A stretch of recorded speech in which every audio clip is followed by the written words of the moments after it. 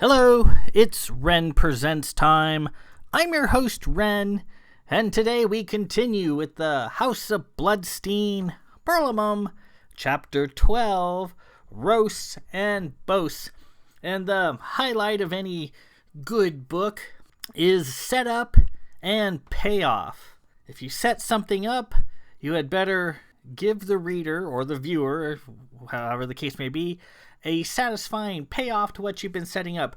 And so we've been discussing the gang meeting up with the Mad Black Hat of Waam, Wilhella Cormand-Grande. Over several chapters, they quest to the enemy city of Waam. Very dangerous to stand in Wilhella's presence and determine where the Perlamum pieces for Lady Chrysania of Bloodstein are sequestered.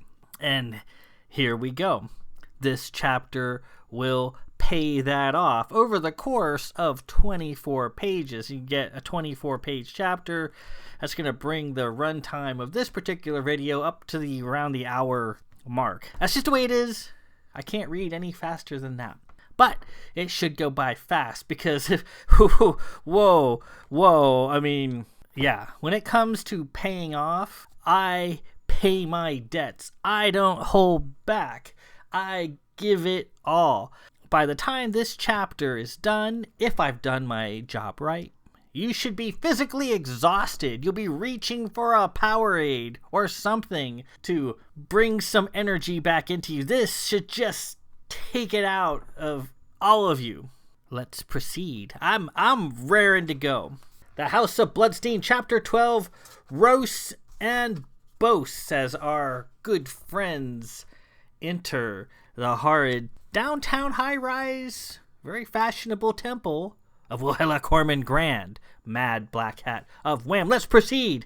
The yawning doorway led deep into the temple, black and smooth like a cave. They plunged in, the passage lit only by the diffuse light of Kay's Karg and King's glowing cone of sight. "Alert! STTs," King said. "Many of them." Looking this way and that, he burned them in his light. Smoke and acrid fumes cascaded up all around them. "Where?" Sarah said. "I don't see any." "They're here," King said. "They're everywhere. She's trying to fix them to us, probably to assist her Wamics in functioning, further providing her with the illusion that she can perform miraculous acts." "King, lock us in," Sarah yelled. Unseen things panged and sizzled off the walls of King's light. Eventually, the passage emptied out into a colossal theater-like room, half a mile long and 1,000 feet high. Rows of elevated black seats, padded in bloody red velvet, were filled with seated people and leering Shadowtech demons. They continued the riotous clapping and hollering first heard outside. The people scattered about the theater appeared to be Waam citizens of various types. There were men and women, boys and girls. They all seemed to be entranced. Shadowtech oozed out of their ears. There was cheering and catcalls coming from all around. "Oh, creation," Philip said, looking up. Overhead, the lofty ceiling of the theater was covered with the carved likenesses of men, women, and horrendous monsters, all engaged in cruel and torturous acts. Sarah looked up and was transfixed for a moment. Wow! At the front of the theater, far away, was a stage. A long table was placed on the stage, set with 12 bat-wing chairs. Seated in the center chair, tiny, red-robed, and smoking a cigarette under a broad-brimmed hat, was Wilhella Cormand-Grande. "At last," she said in a soft, malevolent voice that filled the vast space. "Please, good people, a round of applause for our 4 brave trustees." Clapping rose to a thunder and filled the theater, shaking the black walls. Above it all, Wilhella's tart voice was clear and strong. "May I present to you Lord Cable of Blanchford. A purple spotlight came down from above and lit Kay up, making his hair appear white. More clapping and ear-shattering whooping. Me Countess Sammy Doran of Blanchford. Another spotlight, staining Sam's pale skin a distinct shade of purple. The applause continued. Lady Sarah Blanchford. And finally, Lord Philip of Blanchford. More spotlights. Sarah's blue hair appeared somewhat green in the spotlight. King fluttered his wings and smoked a bit in the light. Wilhella motioned to the table with a bony gloved hand. Spotlights lit up the 4 chairs to her right. Please, your esteemed place at the table awaits. We are not here to play your games, Black Hat, Kay shouted, pointing with his card. We're here as requested in person per your demands. Now, if you would be so kind, give us the instructions to recovering Lady Chrysanium's Perlimum pieces, as is your duty. Wilhella begged to differ. You mean my pieces, Lord Blanchford? If Lady Chrysania of Bloodstein wishes them, and you are her trustees, then you most certainly will play my games. You'll do exactly as I ask, or I'll give you nothing, and she may cry in her sleep. Now, if you would be so kind. She pointed at the chairs smoking in the spotlights. They consulted amongst themselves for a moment, and decided it was best to play this out as quickly as possible. They made their way down the aisle to the table, enduring a theater full of clapping and jeering with every step. A dark, Shadowtech hand reached out and pinched Sam in the rear. She reacted instantly, whirling around and taking the creature's head off with a deadly swipe from her claws. Headless, the Shadowtech creature continued clapping and even whistled through the raw, ragged stump of its neck, gushing blood. Sam stood there, her hand covered with dark, sticky blood. "Oh, well done," Wilhella said. The clapping grew louder as they reached the stage and climbed up onto the platform. Wilhella suddenly put her hand out, and the purplish lights illuminating their chairs went dark. "Wait!" she cried.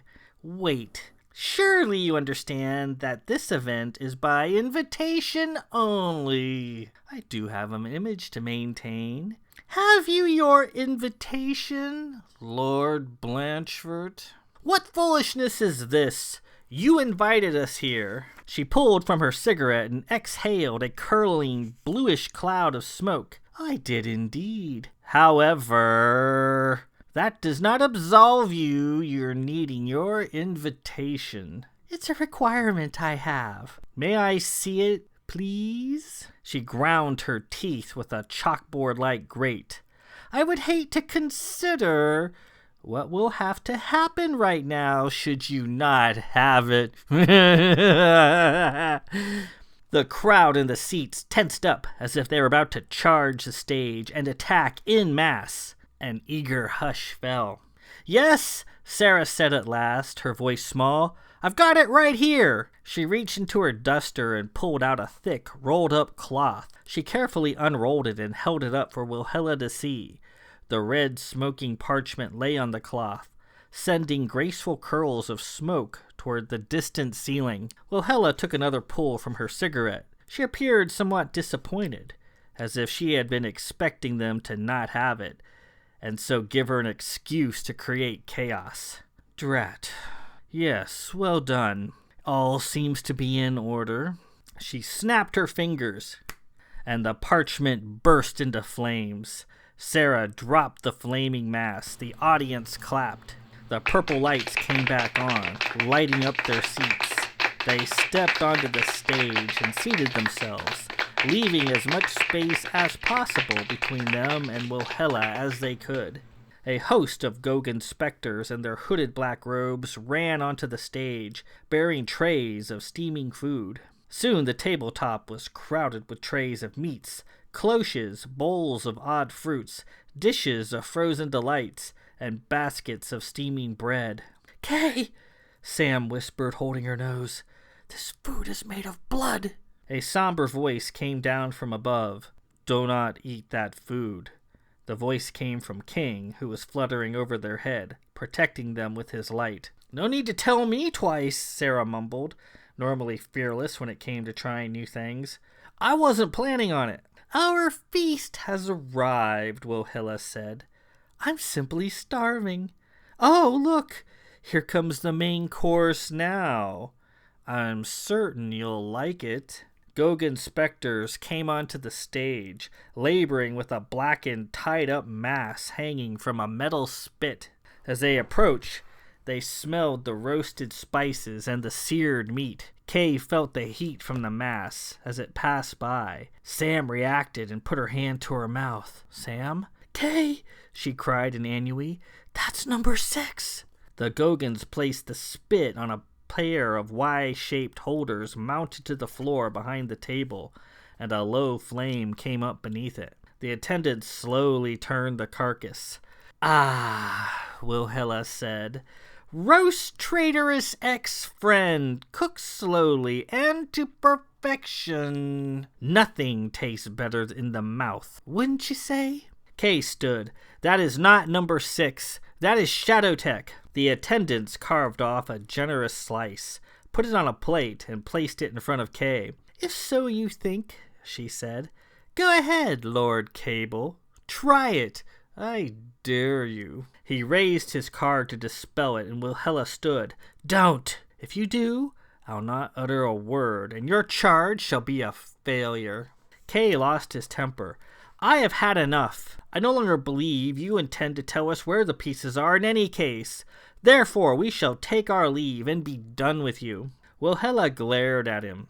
I have killed lost souls for less, Lord Blanchford. Kay raised his card. Sam stood next to him and positioned her hands, ready to fight. A Gogan specter drew his swords. Kay ran him through with his card. A second Gogan attacked, and Sam ripped his head off. She lifted his headless body and threw it out into the seats, cascading the attendees in a cartwheel of blood. She then threw the head at Wilhella. Wilhella blew out a cloud of cigarette smoke. The head passed through the cloud and transformed into a swarm of Shadowtech flies, buzzing in a halo.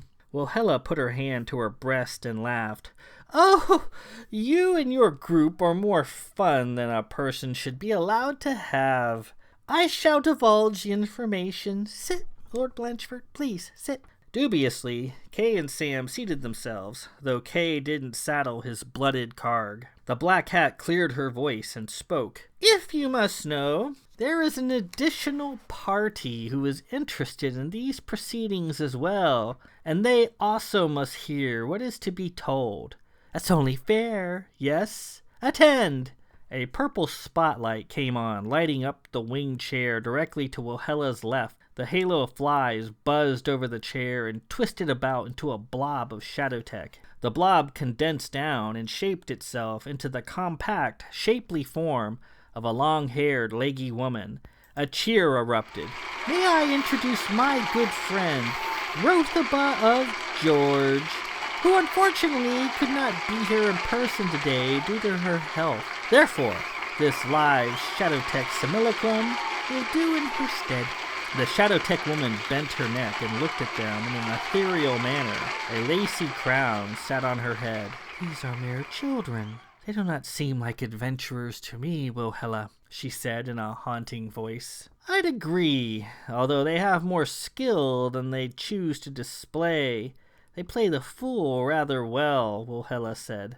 The Shadowtech woman regarded Sarah with a calculating eye. Rothaba then moved her gaze to Sam.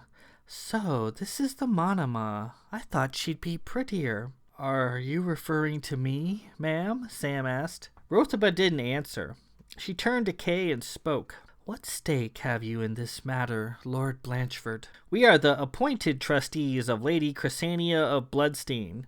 You have listened to her stories? We have. They are lies. Are they? The Shadowtech woman rustled. May I offer a good bit of advice? I pray you consider it. Go home, sir, and concern yourself not with this. I am the word and the conscience of Queen Gome of Tremble. Know you your history? Know you what becomes of those who dally with me? The sordid doings of a Zaffin tyrant do not concern us. We shall uphold our charge. We are pledged. The House of Blanchford could fall into ruin. It was Kay's turn to be unimpressed. Are you declaring war upon us? I'm certain you and your lot in the court of George do not have the backbone or the sword for it. Rothiba smiled, displaying a set of doll-like Shadowtech teeth. Do not pursue this matter any further. I am warning you of the consequences. You and your knee countess are newly married, settling into life at court, and awaiting the coming of children. You do not need to be part of this. I wish to introduce my associate, who will be happy to escort you in safety from the premises. Wilhella clapped and was giddy. Well done. I am glad to see you've cottoned to the spirit of these proceedings, Rothiba. We shall have the associate. A spotlight came on at the distant rear of the theater. A huge shape emerged in the purple beam. With long strides, it moved down the aisle towards the stage, the spotlight following it as it moved. It soon arrived and stepped up onto the platform with booming, heavy steps. A High-Tath warrior at least 10 feet tall. The High-Tath wore a gray cloak, which it cast aside and let fall to the floor. 6 slender but tautly muscled arms moved with a sinuous grace. She wore an armored pair of pants which were composed of tight-fitting metal segments, calf-high laced-up leather boots, and a custom breastplate sporting hammered bulges to accommodate her 3 pairs of breasts. 6 metal gauntlets gleamed around her wrists. She had long brown hair and a thin, somewhat slanted eyes. At her waist she wore a belt slung with a number of pistols, 2 giant-sized swords, and a spike club. The High-Tath stopped in front of Sam's chair and sized her up. Ah, here is de Munima. I watchin' trees. She no look like much. No, Munima weak. Sam sat there and craned her neck up to stare at the towering High-Tath. Kay, I saw this creature in the grove near the servants' graveyard where King came from. I saw it hiding in the trees, remember? She said in Annui. Rothiba's spy, he replied to her. The Shadowtech image of Rothiba spoke. Allow me to introduce Herantha, a specialist in my employ. I've sent her to attend to this very situation. The High-Tath moved away from Sam and continued down the table. She tore off a huge piece of flesh from number 6's supposedly roasted body and hungrily devoured it. She ate standing, as she was too large to fit in the chairs. Good meat, she said, powering through the flesh and keeping her eye on Sam. The Shadowtech woman spoke. Hlantha is here to collect the pieces and escort you to safety. She is here to help you. We are collecting the pieces, Kay said. What can I do to compel you to walk away from this, Lord Blanchford? Rothiba asked. Name your price. I'm listening. I want the pieces. Once I have those, I will walk away. Rothiba shook her head. Then Hlantha will have to escort you out. I'd hoped you would set aside some of your Vith honor in exchange for some common sense. The High-Tath put down her half-eaten slab of Shadowtech meat and belched. Come, Blanchford sin Munima. Hlantha will lead you out to safety. They all stood, poised to fight. King fluttered overhead and readied himself. Wilhella, Kay yelled, his carg unsaddled. Are you going to give us the information or not? Wilhella took in a long, leisurely pull from her cigarette. Well, I don't know, really. I haven't been properly entertained yet, have I? Somebody thrill me, please. A tart voice rang out from across the theater. Hold up, you bitch! You haven't heard our bid yet. All eyes turned. Standing at the back of the theater were the Wonderlucks, decked out in their gaudy red and yellow spacing suits. They stood in a tight group, Mazin-style energy weapons drawn. Ernst, the tallest, held a Joliet Z4 pulse rifle. The female, Clara, carried a large blackened skulls with horns like a bull, clearly some sort of arcane item. Several undulating stalks sprouted out of the skull's mouth and eye sockets. The stalks were tipped with large white flowers that radiated strong white light in blinding cones that thrashed about as the stalks moved. Clara Wonderluck seemed to be using the light-emitting flowers to ward off STTs, just as they had used King's light. Wilhella was perturbed. And who are you, please? I do not recall inviting you people into my temple for any reason, and that's a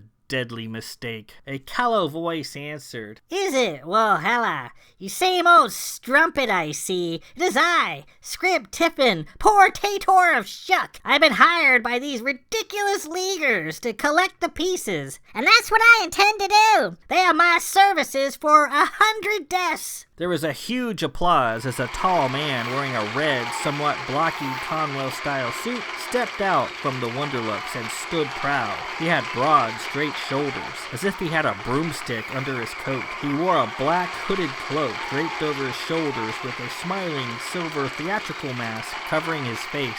He bowed to the audience. They cheered. Wilhella stood. "Silence!"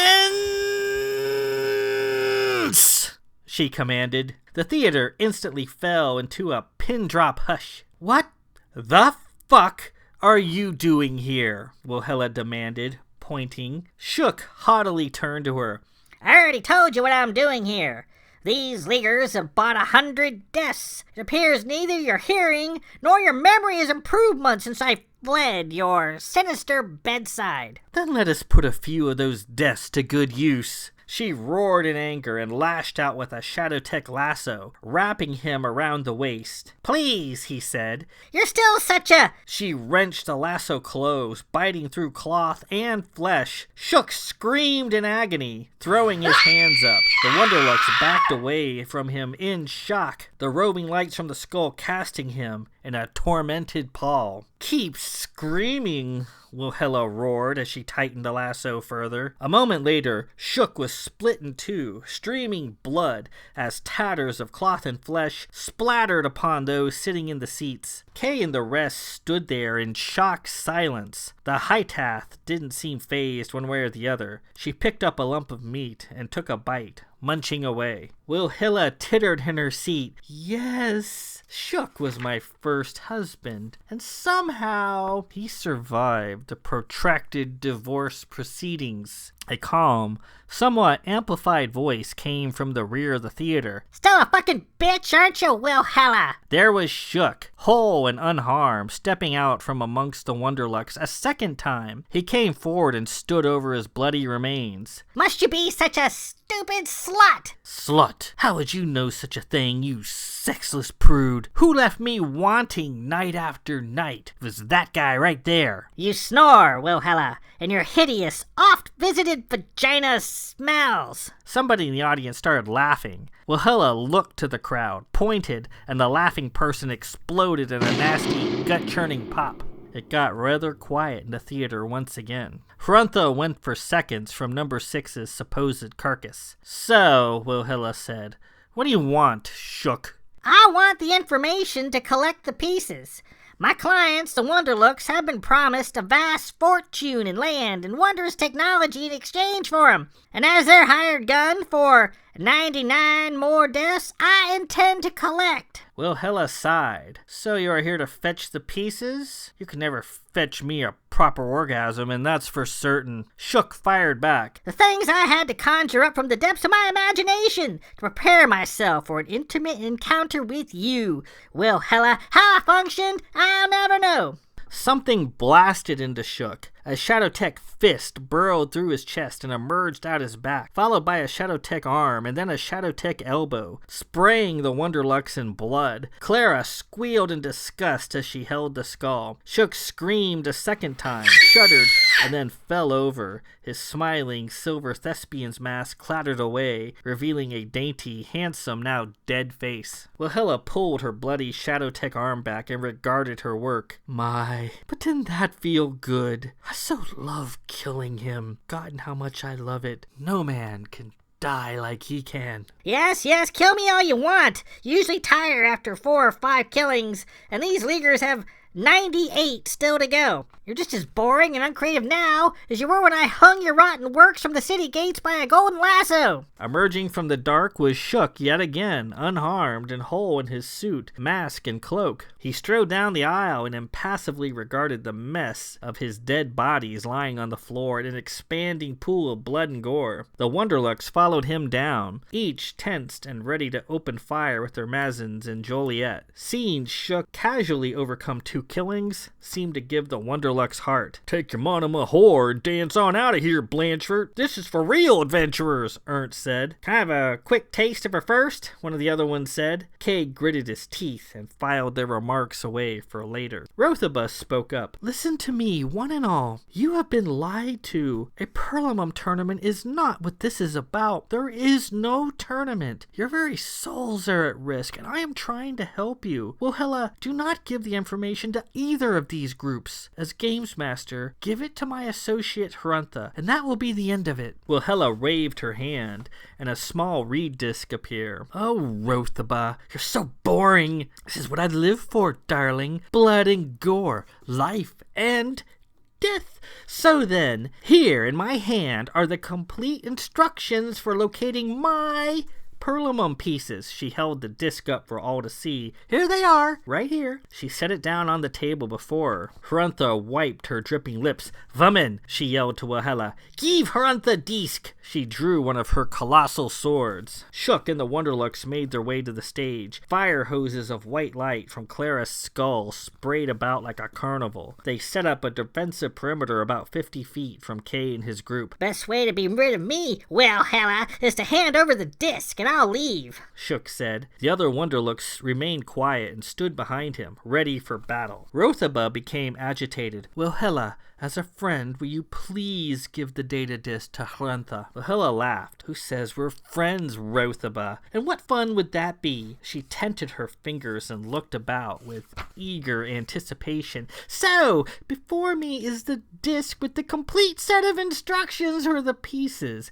Any who manage to walk out of here alive with the instructions may have them. And best of all, I'll throw in a free set of tickets to an evening at the top of the universe. Mindless killing does tend up to waft up an appetite. So, who wants it?" "Give me the disc, Wilhella," Shook shouted. "I get results, and the results of all this will be my clients, the Wonderlux, walking out of here with the disc." "That disc is ours," Sarah roared. "We were flipping here first." The Wonderlux turned several of their weapons on her, and Sarah's group responded by turning their weapons on them. The Wonderlux jeered at her. Hruntha shook her sword. "No, you shall give disc to Hruntha, now." "Oh, do piss off," Shook said. Hruntha roared and swung her massive sword, cleaving Shook from head to groin. His 2 halves curled up and splattered to the floor. "Hey, we're paying for that," Rusty Wonderlux shouted and popped off a Mazin shot. Chaos erupted in the theater, and Wilhella laughed as things developed around her.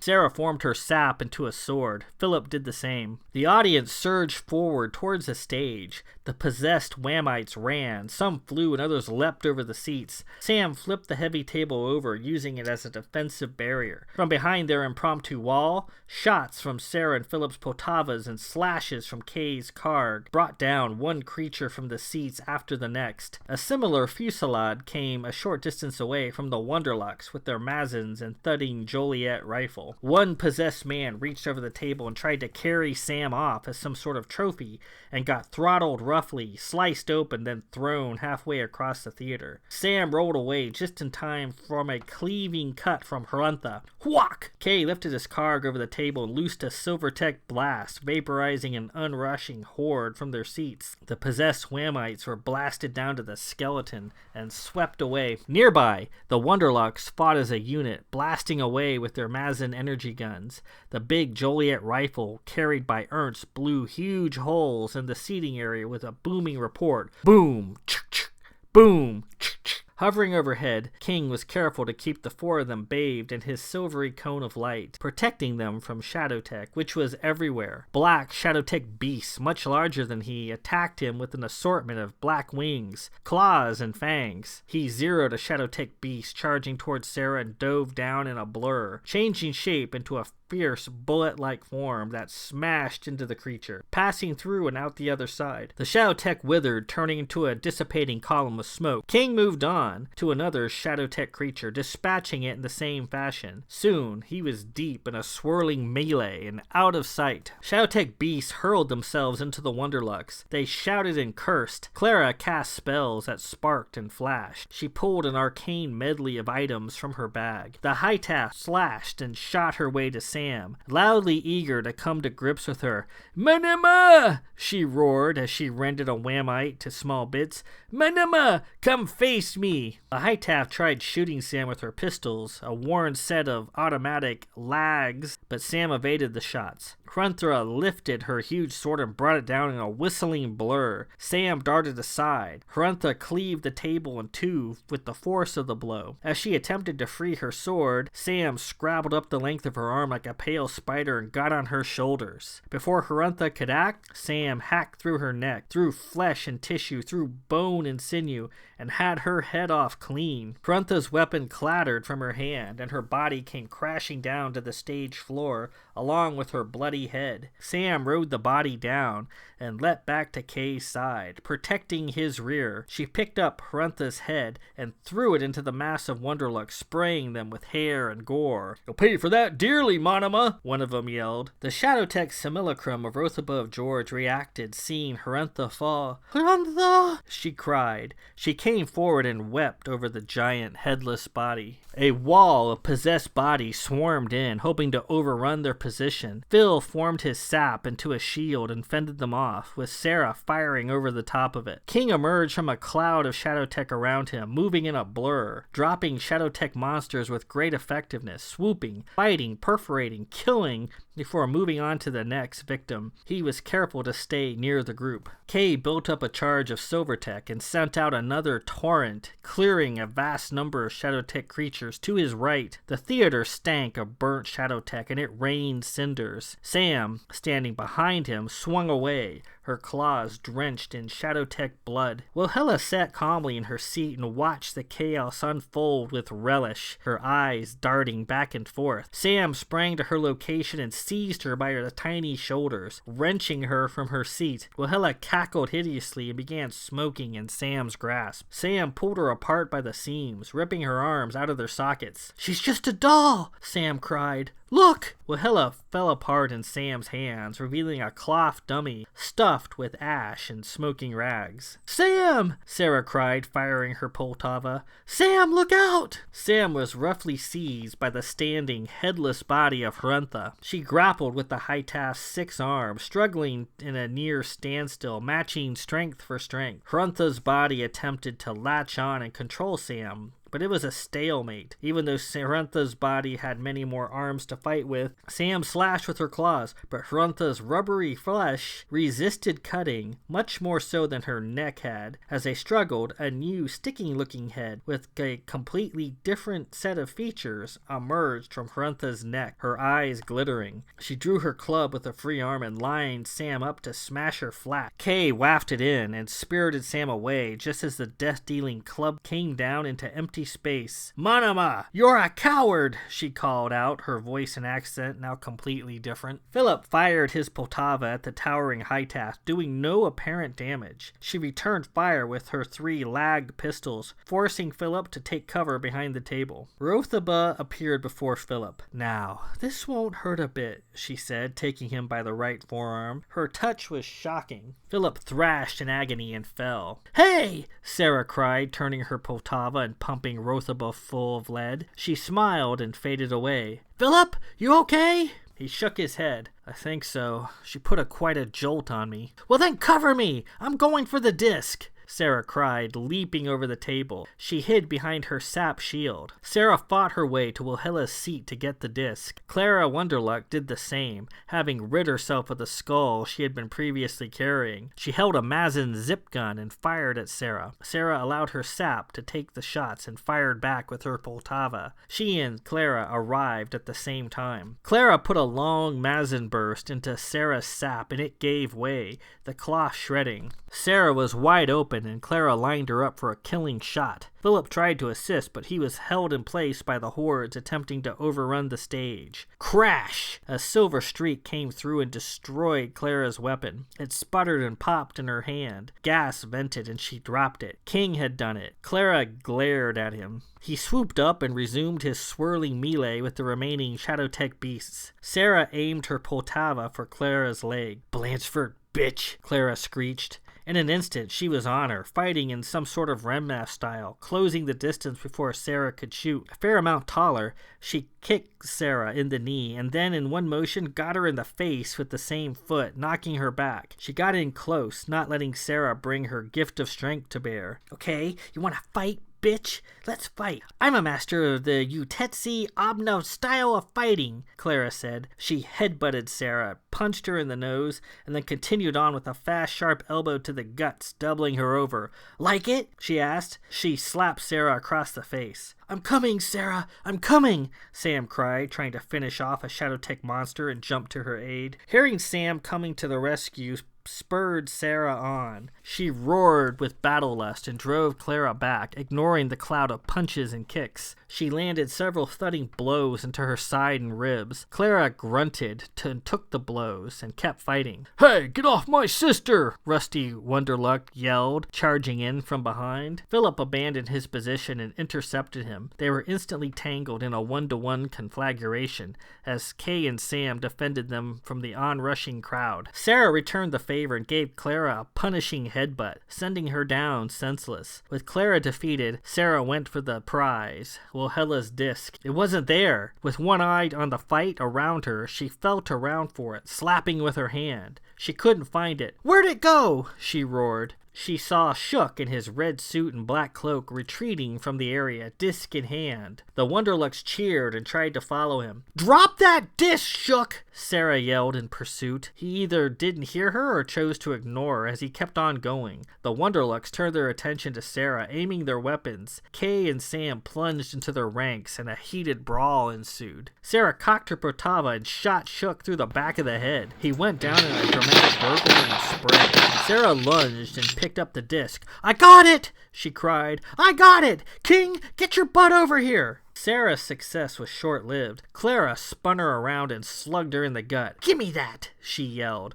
pulling the disc from Sarah's hand. "I claimed this disc in the name of Remnath and the House of Wonderluck." Clara didn't have time to revel in her triumph. A rainstorm of bullets came down from the High-Tath. Clara barely had time to dive into the seats and save herself. The High-Tath reached into the rows and picked her up like a doll. "Give me the disc, woman, and I might not eat you," the High-Tath roared. She turned to Rothaba, who was watching the battle from the rear of the stage. "Let me eat her! Let me eat her now!" Boom! Sam, swinging one half of the cloven table, walloped the High-Tath in the back, knocking her and Clara over in a heap. The disc flew through the air. Rusty Wonderluck stood, hand raised to catch it. Sarah jumped up and intercepted the disc. She sprinted up the aisle. "I got it! I got it! Let's freaking go!" Sarah had only gone a few paces when Shook stepped out of the shadows yet again. This time, instead of smiling, his silver mask was frowning. "That's it. You're dead. You're dead. You understand?" he said. The Wonderlucks cheered. Shook held a small frog-mouthed gun with a shiny brass-like hue. He pulled the trigger. Sarah raised what was left of her sap to ward off the shot. Instead of firing bullets or an energy beam of some sort, an intricate telescoping metal tube came out of the barrel. Before Sarah could react, a barrage of twisting blades and slicing wires came out of the metal tube in a whine, devastating her sap and cutting it into ribbons in a frenzy of deadly movement. This was it. Sarah was doomed. A large feminine hand came down and seized Shook by the head, closing around him, lifting him high into the air. Shook screamed and struggled, dropping his gun just as it was about to slice Sarah into bits. It was the High-Tath. The Wonderlucks were there, protecting their investment. They blasted the High-Tath with Mason and Joliet shots bouncing off of her. The High-Tath pulled Shook's arms and legs off like the wings of a fly and tossed them aside. She returned fire with her lags, forcing the Wonderlucks to take cover. Philip ran up and picked Sarah off the floor. "You hurt? No? You still have the disc?" "Right here," she said, holding it up. Kay and Sam bounded up. "Then let's get out of here." Kay cleared the aisle with another Shadowtech blast from his carg, and they charged towards the distant exit. "King!" Sarah called back. "Let's go!" He disengaged and fluttered toward them, shining the group in his light. The high-taff staggered into their midst, 6 arms flailing, blundering about as if she were blind or insane. Powdered blood in a great funnel spurted from the back of her neck, raining down like red snow. "Look!" Sarah yelled. "They put a hemolyzer on her!" On the back of the high-taff's neck was a sinister round device. It had burrowed into her neck and was draining her blood at a terrible rate. It whined like an angry cat. Kay had seen such things before. Zaffin hemolyzers, assassination devices used to slay Black Hats, Sisters, and high-taff as well. Rusty Wonderluck laughed and slapped his knee. "I got her right in the neck. Did you see it?" The hemolyzer did its work with terrible effectiveness. The high-taff staggered and fell to one knee as the Wonderlucks jeered and spat on her. Such disrespect. Kay was furious. Even an enemy, even a high-taff, deserved better treatment. He was not going to allow the Wonderlucks to have their fun. Kay crossed his carg with Aiken Wonderluck, who carried an electrified Mulberry X gun sword, the 2 blades sparking. Aiken thrust, hoping to skewer Kay with the blade and then finish him off with a high-caliber bullet. Kay wafted aside and the shot missed. Sam squared off with the giant Ernst. "Been waiting for this," he yelled as Sam's fist crashed into his face. Rusty Wonderluck rushed to Clara, who now held the horned skull again. The light from the skull's flowers changed colors from bright white to stained red. The red light had a terrible effect on Kay and Sam, leeching the strength out of them. Both quickly weakened. Kay could barely lift his carg. Ernst rebounded and took Sam down. He pummeled her with punches and kicks. "Come on, honey, make me happy," he jeered, hitting her as hard as he could. Aiken lined Kay up to slice his head off, raising the Mulberry X sword with both hands. Summoning all the strength he could, Kay met the killing stroke with his carg, just barely turning the stroke aside. Philip jumped in to help, and he too was drained by the red light. "Finish these Vith losers and their monoma whore off," Rusty yelled. Crash! King came down and wrenched the horned skull from Clara's grasp. She was outraged. "Blanchford demons got our progenitor skull," Rusty said. "Recover the skull and let's take the demon and make him serve us." Clara dug into her purse and pulled out a black relic that looked like a withered finger. She showed it to King. "Come to me. That's right, come to me," she said in a seductive voice. "Come here, you silver little bastard." King hovered, entranced by the relic. "Drop the skull," Clara demanded, doing a come here motion with the relic. King dropped the skull as ordered. Smack! Sarah charged in, swinging a devastating left hook across Clara's jaw, sending her flying, dislodging the relic from her grasp. King recovered from his stupor and intercepted the skull in a blur as it fell. He perforated it dozens of times, blowing it apart. The red light from the skull went out, and it came down in pieces. Freed from the light, Kay and Sam rallied. His strength returned to him. Kay quickly had the Mulberry X sword out of Aiken's hand, and Sam reversed her position with Ernst, banging him to the floor. "Come on, let's go!" Sarah cried. Kay, still fighting with Vith honor, and not considering the Wonderlucks as worthy of killing, spared Aiken's life and gave him a non-lethal blow to the head, sending him down. Sam brutalized Ernst. She knocked his teeth out, shredded his spacing suit with her claws, before throwing him down across the rows of seats towards the stage, where he came to a rest in a tangle of dead bodies. Nearby, the dying high-taff neared her end, slumped over the seats, holding her throat, unable to breathe, a cascade of blood gushing out of her neck, the hemolyzer doing its work with wretched effectiveness. Rosabove George had reappeared. In sorrow, she watched the high-taff die, her hands covering her mouth. The Wonderluck surged around the high-taff's fallen body. "It might grow another head. It's helpless right now. Quick, let's take it down once and for all." "Please don't kill my servant," Rothabuh cried. "We claim this monstrosity has fairly won game for the House of Wonderluck," Rusty cried, as he and Clara climbed atop the giant body and slapped 2 biobombs to her breastplate. Biobombs were designed to destroy flesh and bone while leaving armor and weaponry undamaged and salvageable. They were also illegal in the League, their terrible killing power considered cruel and unusual. Kay knocked the Mazin gun from Rusty's hand and then clubbed him about the shoulders and face with his carg. Sam took on Clara, her claws barred and bloody, her black hair bushy, her pale face splattered with with blood. Clara, still recovering from the blow Sarah put to her, wanted nothing to do with Sam and fled. Quickly, they pried the bio-bombs off the High-Task's armor and tossed them several rows away, where they went off in 2 sickening blows. Now for the hemolizer. Kay lined the High-Task up and in one clean motion chopped her head off, cutting away her head, her neck, and the hemolizer attached to it. The hemolizer sputtered and hissed, thirsty for more blood, gears and servos within grinding. Philip called from behind, "Come on, let's get out of here!" Kay and Sam headed for the exit. Kay sighted the High-Task as they retreated. With Rotha of George standing over her, he saw the High-Task weakly rise up with yet another newly sprouted head, this one soft and feminine, long fawn hair spilling out to the floor. "King, hurry up!" Sarah yelled, and he flew up the aisle after them. They plunged into the tunnel, the remaining Shadowtech beasts in hot pursuit. Breathless, they emerged out into the night air and city lights of Waam, their prize in hand. A man in a red suit and black cloak stood there on the red carpet. "Oh, creation! It's Shook again!" He held his odd gun. This time his silver mask was smiling instead of frowning. "Thank you, folks. I'll take it from here." He raised his weapon and fired. A hot, yellowish beam came out, incapacitating the 4 of them, and they collapsed to the red carpet. He strolled up and collected the disc from Sarah's limp hand. "See how easy that was?" he asked. Sam weakly tried to grab his ankle, and he kicked her hand aside. "I fancy your pretty hair, Lady Blanchford," he said. Kay struggled, insensate. "You have a woodly wife here, sir, despite what my clients might think of her." There was a flash. Shook shuddered and gazed down at the blood pouring out of a large hole that had just opened in his chest. Almost routinely, he went down to both knees, dropped his weapon, then fell face first into the carpet. King fluttered over the fallen mass. "Wake up! Wake up! No time!" Kay stirred first. He rose onto his palms and shook his head. Sam sat up, bleary-eyed. "What happened?" "You were stunned by the tortator of Shook," came King's voice from overhead. He pulled Sam up and she held her head. He saw the disc lying in Shook's limp hand and took it. "Creation, I am tired of this place." Sarah and Philip were out cold.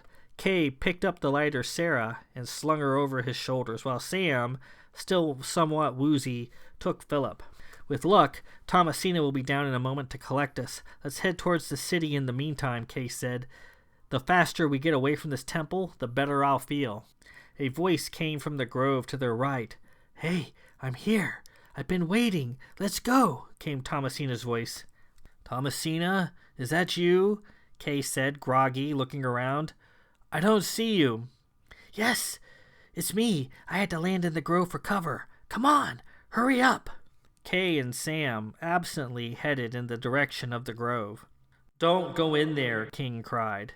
"But it's Thomasina," Kay mumbled. King folded his wings and plunged into the growth. Kay and Sam heard the confused sounds of Silvertech puncturing Shadowtech. Leaves rustled. There was a cry and then a burnt smell of Shadowtech smoke. King emerged from the trees and rose back up. "It was Shadowtech hoping to deceive you. This way, this way." Struggling on, they neared the 4 colossal nude statues of themselves arranged in the front of the temple. "And just where do you think you're going, came the small but clearly audible voice. High above, standing on the monstrous shaft of Kay's penis, was Wilhella, holding her long cigarette as usual. She was surrounded on either side by dozens of Gogan specters brandishing weapons. "Bravo! I should easily get a winning rating for tonight's carnage. You 4 have been so much fun, I think I shall keep you in my dungeon so we may play again. I also have your tickets for the Top of the Universe restaurant. You don't want to miss that." A green and brown cable car came crashing down from the heavens like a divine wrecking ball. It smashed into the stone penis and sent Wilhella and the specters standing with her tumbling down to the ground. A spotty group of survivors clung to the crumbling shaft, struggling to maintain their grip. The car rose up and came down again, this time shattering the penis, centering the mass of specters down. A few fell into the green passes of the grove to either side of the red carpet. The leaves rustled, branches snapped as they fell, and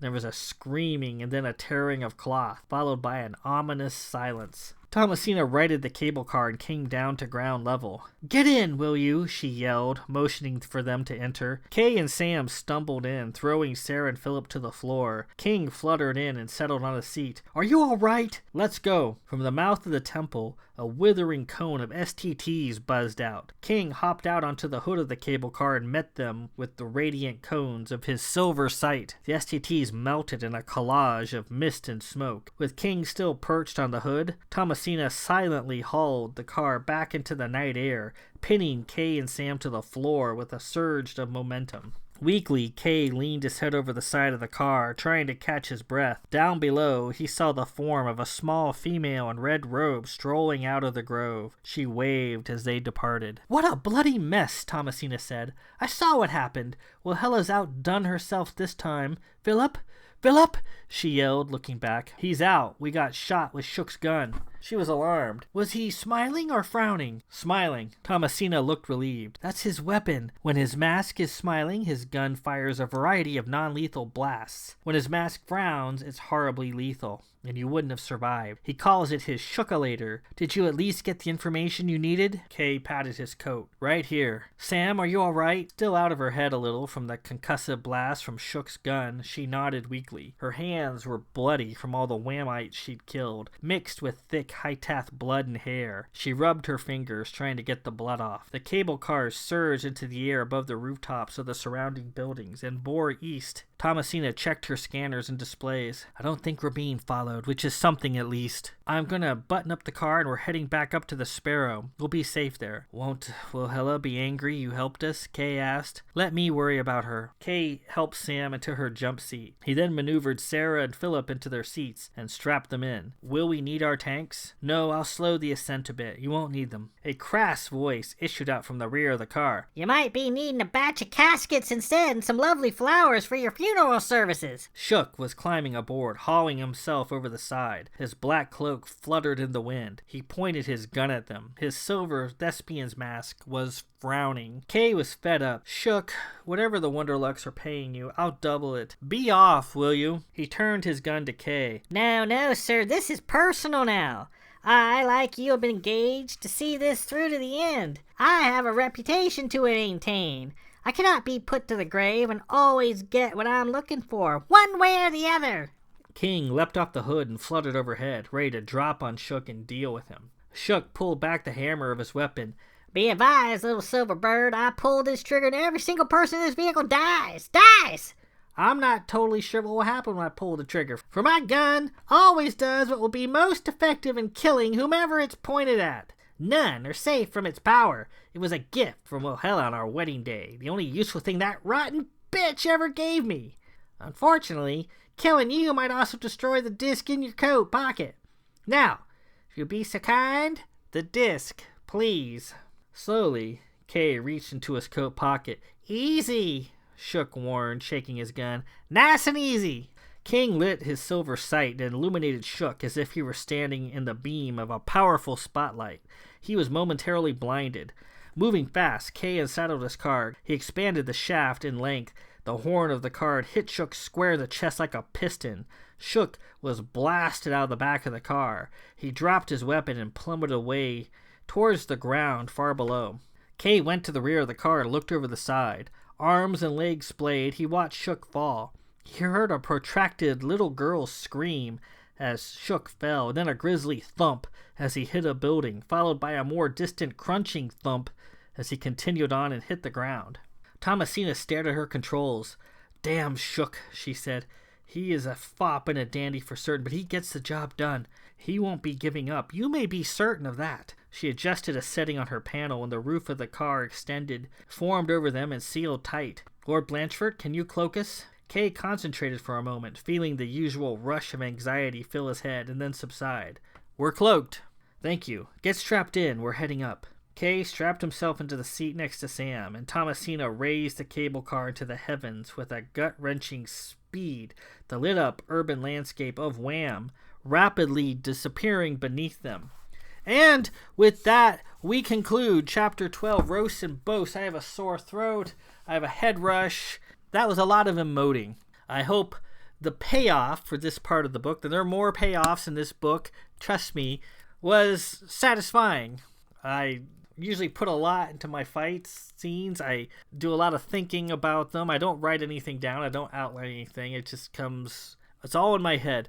My literary mentor, Michael Moorcock, always did an amazing job with fight scenes. A fight scene is a gift from the author to the reader. It's one of the highlights of the book. Sometimes that's why people read the book, is to get to the fight scene. And Michael Moorcock always did an incredible job of presenting really complex battles and keeping track of all the little pieces that were in play in the battle. Like, if you're writing about the Union Army fighting the Confederate Army during the Civil War, these two entities aren't just one group. The Union and the Confederates, they're made up of individual parts. In the Union Army, you have a number of corps. Within the corps, you have a number of regiments. Within these regiments, you have specialists like the Zouaves and burdened sharpshooters. And they're all doing different things on the battlefield, experiencing different things. And Michael Moorcock always did an incredible job of keeping track of all these little pieces, how they're moving about the battlefield and doing this and that, whether they're winning or losing or what have you. His fight scenes were always really memorable to read and very, very descriptive in how they unfolded. And I always try to emulate that. I always want my fight scenes to be exhausting. I want you to be tired by the end of the fight. The sky's the limit. Whenever I choose to dream up for these fights, it goes in. And so with this one, in Wilhella's Temple. And I hope you enjoyed it. We've got more payoffs coming up in this book. They finally met Wilhella Cormand-Grande. She was outrageous, to be sure. They met a shadow text simulacrum of Rothuba of George, and hard to make out Rothuba. She seemed concerned for their safety a little bit. She told them everything Chrysania had said to them was a lie. We'll see if she can be trusted or not. Next chapter is chapter 13, which is entitled Shook. And that one is only a few pages long, so I might include the next chapter after that, chapter 14, which is Mare. Things get pretty weird from here on out. Hope you enjoyed. I'm going to go drink some salt water. I'm going to gargle. And I'm going to smoke a cigarette or something, because that was fulfilling to me. Anywho, this is Ren Presents. I'm your host, Ren. Peace out.